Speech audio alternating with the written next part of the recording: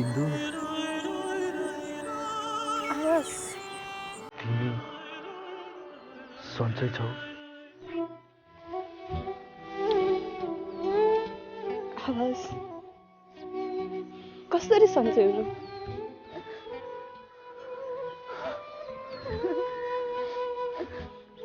पानीबाट बगरमा निकालेको माछा जस्तै छटपटाउँदै बाँचिरहेको छु आवाज।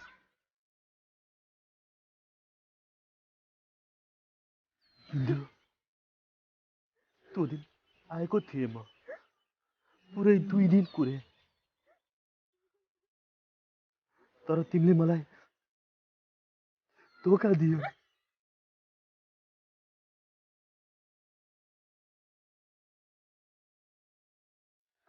आवाज धोका मैले होइन, तिमीले दिएको थियो।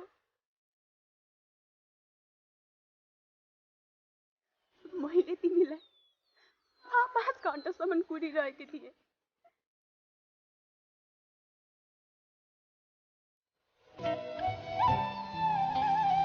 सायद तिमी आउँदा म किन होला, किनकि तिमी ढिला आयो। तिमीले मलाई 9 बजे बोलाएको थियो, म 8 बजे आएँ। कसरी ढिला भयो बिन्दु? कसरी? मैले तिमीलाई दिएको चिठीमा 9 लेखेको थियो।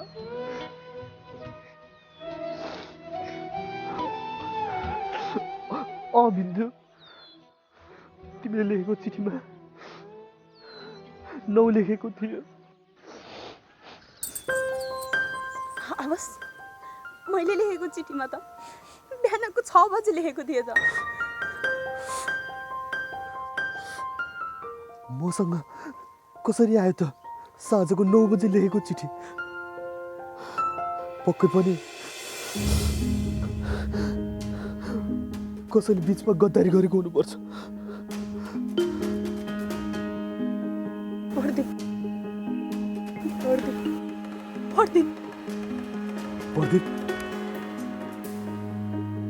प्रदीप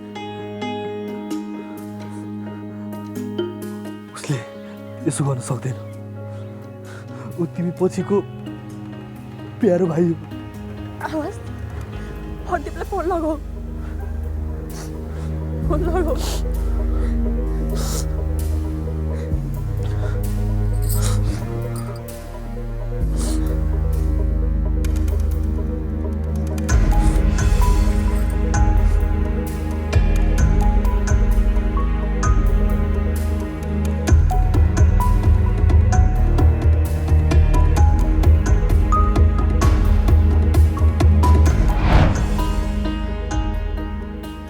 हाई अवस्था, हाई बिन्दु दिदी। हाई प्रदीप। सन्चै हुनुहुन्छ बिन्दु दिदी? त्यो सकेको दियो जस्तै भएको छ जिन्दगी। आज हो कि भोलि? प्रदीप, के भएको थियो त्यो दिन? तैँले चिठी त बदलेको होइन नि? त्यस्तो केही होइन अवस्था। त्यसो भए बिहान 6 बजे लेखेको चिठीमा कसले चेन्ज गरिदियो त समय? त्यस्तो केही होइन बिन्दु दिदी। प्लिज भाइ, कुरा क्लियर भन्। त्यो दिन के भएको थियो? यदि तैँले पनि कुरा लुकाइस् भने कसरी थाहा हुन्छ? कसरी थाहा पाउनु? त्यस्तो केही भएको थिएन अवस्था। मैले बिन्दु दिदीले दिएको चिठी नै तपाईँलाई दिएको थिएँ। प्रदीप, तिमी किन कुरो लुकाउँछौ? मैले चिठीमा बिहानको 6 लेखेको थिएँ, कसरी साँझको 9 भयो? भाइ, कतै तैँले त गर्नस्? प्रदीप, भन्न किन यस्तो भयो? प्रदीप प्लिज भन न, केही त भएको थियो त्यस दिन। प्लिज भन न, केही त भएको थियो। प्रदीप प्लिज भन न। प्रदीप, तैँले नै चेन्ज गरी समय। केही त बोल, किन चुप छस्? साला धोखेबाज!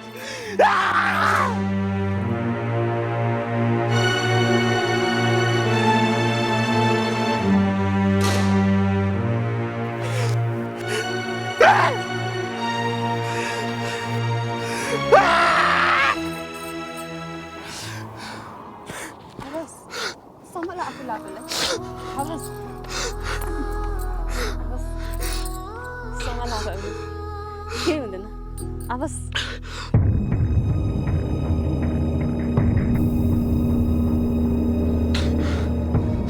हो मलाई घरको जान्छु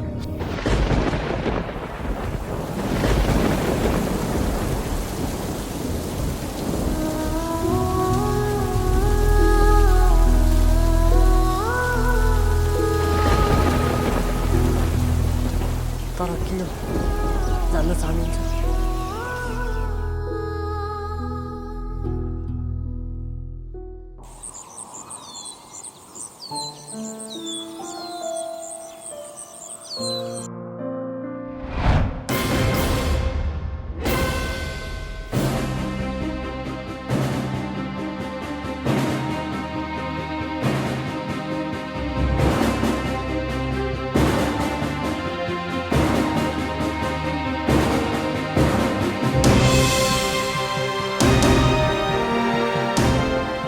कहाँ रे जिमुआ कता हिँडेछस् कालो बिरालोले बाटो काट्न लाए जस्तो काटिस् त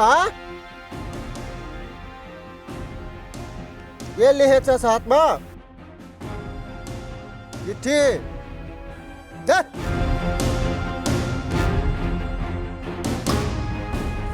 साला म गोरखपुरबाट आएदेखि तेरो दाइ र मेरो बहिनीको बढी हिमचिम देखेछु सम्हाल प्यारो आवाज मेरो घरमा शादी हुँदैछ तिमी मलाई स्कुल डाँडामा भगाउन आउनु भोलि बिहान 6 बजे साला मेरो बहिनीको बिहे गरेर तेरो दाइसँग भोज खान खोजेछस् भक्ते फोन लगा यसको घरमा बाउलाई उठाउन भन् बात गरे नयाँ चिठी लेख त्यो प्रदीपको बुवालाई त्यहाँ बस लेख लेख नयाँ चिठी लेख मेरो प्यारो आवाज मेरो घरकाले बिहे गरिदिँदैछन् भोलि साँझ 9 बजे अरे स्कुल डाँडामा आऊ मलाई भगाउन लेख र अन्तिममा लेख मलाई अन्त खोज्ने प्रयास नगर्नु म त्यही आउँछु केस बस राख जा लगेर दे यदि बीचमा गद्दारी भने तेरो बाउ मार दिन्छु जा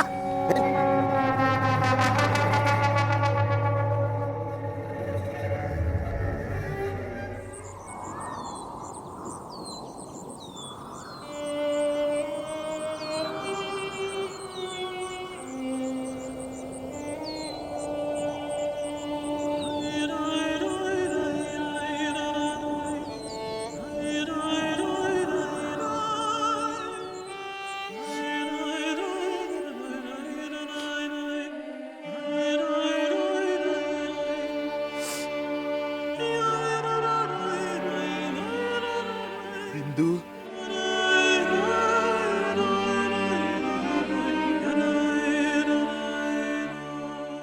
आवाज भगवान पनि कति निष्ठुर छन् बिन्दु जसलाई आफूले भन्दा धेरै माया गरिन्छ उसैसँग जीवन बिताउन पाए कस्तो हुन्थ्यो होला है देखेको जति कहाँ पाइन्छ र आवाज सायद भगवानले नै आँखा बन्द गर्नुभएछ क्या रे यति धेरै माया गर्नेलाई यति ठुलो सजाय तिम्रो र मेरो बाटो अलग भएर होला मायाबाट भरोसा पनि उडिसक्यो।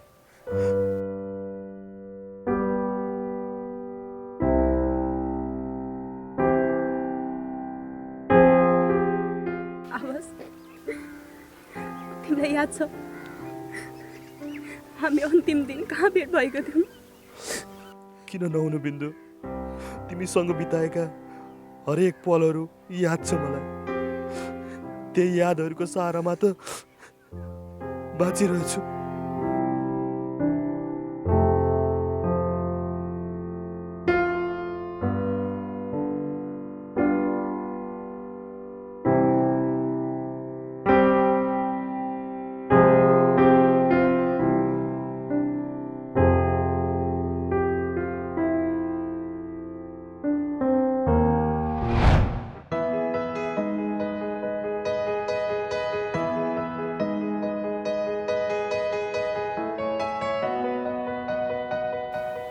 आवाज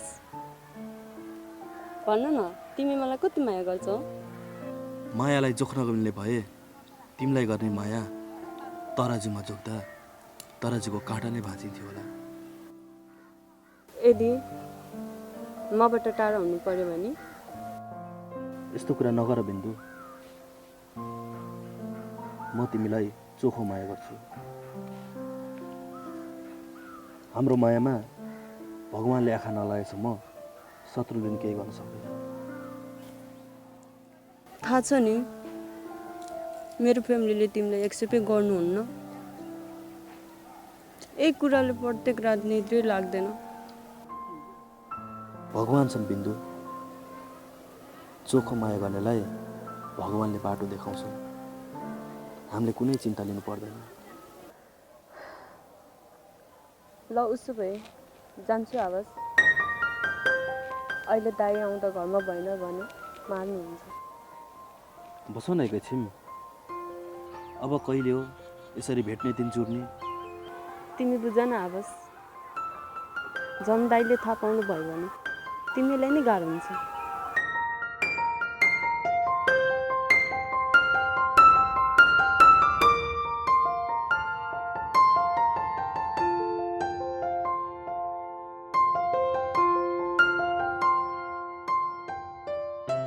नै आवाज, अहिले होइन, बिहेपछि मात्र। तिमी जहिले यस्तै भन्छौ, मेरो फिलिङ्सलाई बुझ न। तिमी मेरै हो र म पनि तिम्रै हो। किन चिन्ता गर्छौ डियर? पुरै जिन्दगी बाँकी छ त। तिमीलाई जित्न सक्दिनँ म।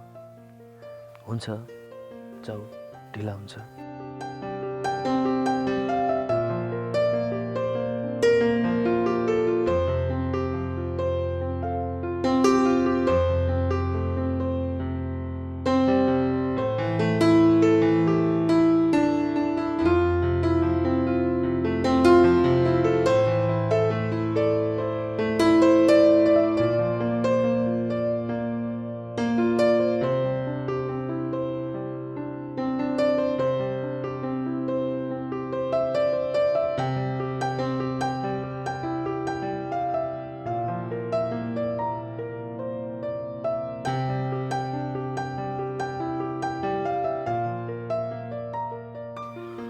सिउँदोमा सिन्दुर,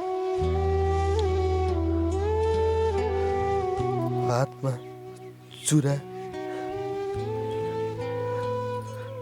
गलामा पोते। तिमीसँग सब थोक छ, तर म छैन। तिमी खुसी छौ? तिम्रो उधारो मायामा बाँचेको छु आवाज। आवाज दाइ, बिन्दु दिदी, तपाईँले यस्तो गर्नु हुँदैन। तपाईँहरूको बाटो फरक भइसक्यो।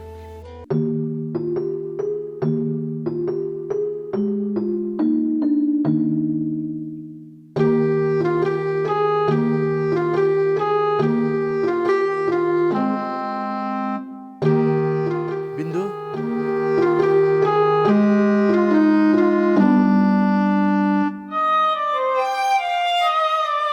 तिम्रो उधारो मायामा म पनि बाँच्न सक्दिनँ बिन्दु। के अब हामी एक हुन सक्दैनौ र? आवाज दाई यो के भन्नुभएको हजुरले? बिन्दु दिदीको बिहे भइसक्यो, अब उहाँ कसैको हुनुहुन्छ अहिले? उसको सिउँदोमा कसैले सिन्दुर हाले पनि उसको मनमा कोही बस्न सक्दैन।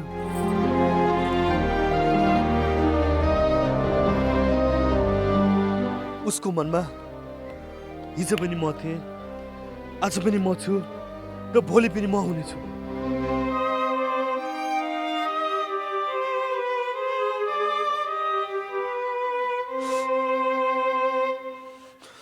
शरीर त अरू कसैको होला, तर उसको मनमा सधैँ म हुन्छु।